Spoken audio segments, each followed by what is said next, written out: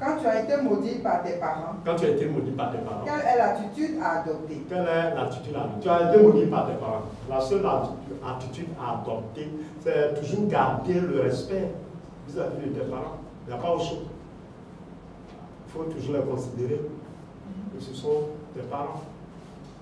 Gloire à Dieu. Il faut toujours les respecter. C'est ce que tu dois pouvoir faire en tant que chrétien. Il faut continuer de les respecter. Les considérer qu'ils sont tes parents. C'est grâce à eux que tu es venu au monde. Oui. Dois-tu t'excuser auprès des parents pour que vos rapports deviennent normaux? Oui, non, mais tu ne peux pas. Parce que tu es déjà maudit. Tu vas demander pardon, tu es déjà maudit. Le pardon ne va pas effacer la malédiction. Mais si tu le fais, ce n'est pas mauvais. Mais il ne faut pas t'attendre à la corruption. Mais ce que tu dois t'attendre et ce que tu dois faire, c'est le respect vis-à-vis. Est-ce que vous voyez? Sinon, aller demander pardon, c'est une bonne chose. Mais ça ne va pas effacer la malédiction. Tu es déjà maudit. Est-ce que vous comprenez? Oui.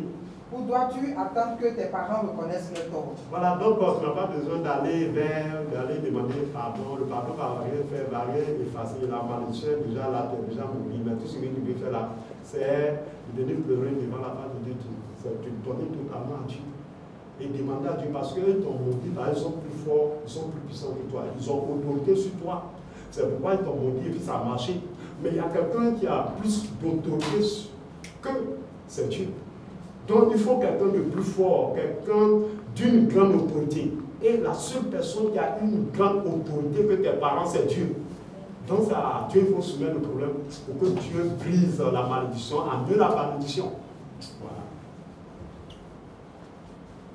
Est-ce que vous comprenez? Parce que si tes parents t'ont maudit là, même si tu veux aller voir les féticheurs, les marabouts, ils ne feront que déplacer le problème.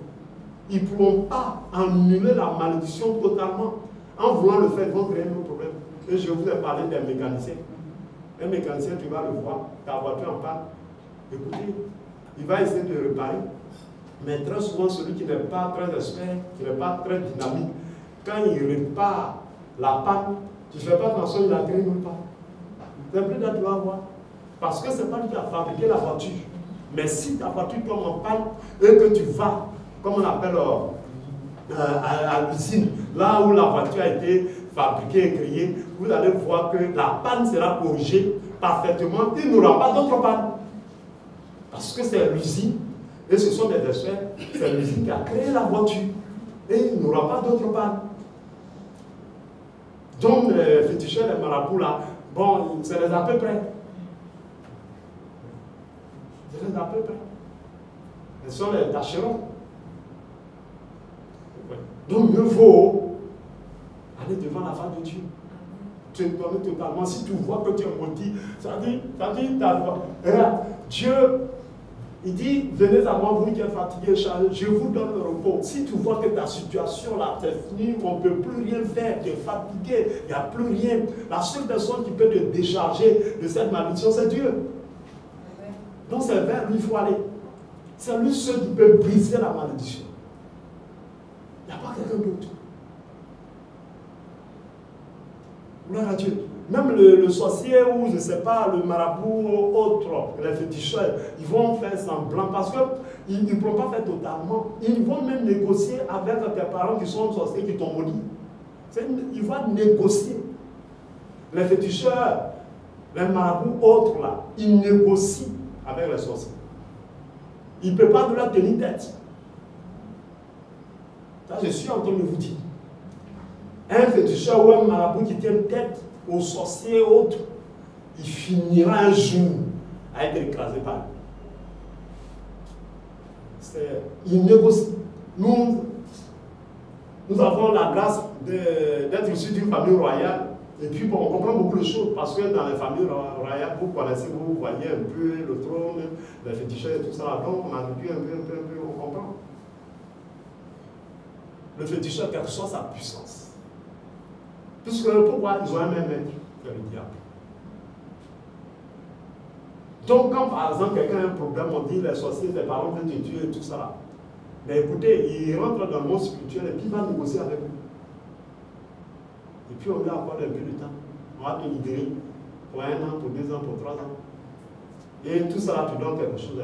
La chose que tu donnes là, si c'est un mouton, que tu donnes, si c'est un billet que tu donnes, c'est pas cabrio ou quoi, tout ce que tu veux, un poulet ou bien même un œuf que tu donnes, c'est ta vie que tu as donné, c'est toi-même. Donc ça dit qu'ils ont dans leurs mains, ils tombent en possession dans leurs mains. Donc ils peuvent faire de toi ce qu'ils veulent, selon les clauses de leur traité, de leur accord. Et quand le temps arrive, on décrase comme un œuf. Ils ne pourront pas faire parfaitement. La seule personne qui peut briser, détruire la malédiction, c'est Dieu.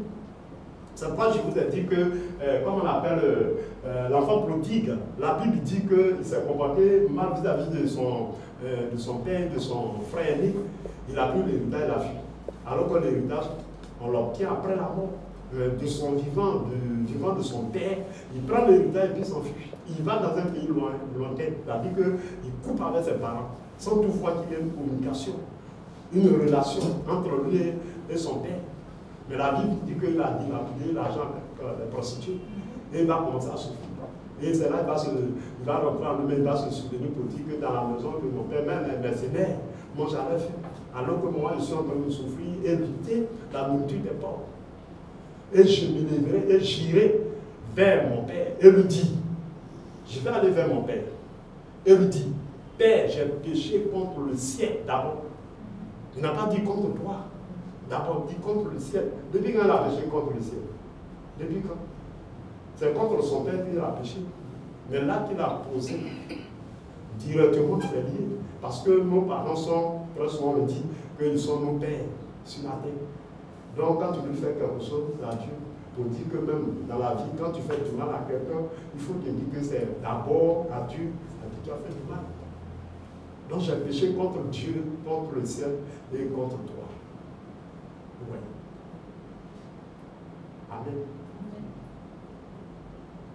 Que vraiment Dieu nous aide. Gloire à Dieu, que vraiment Dieu nous aide.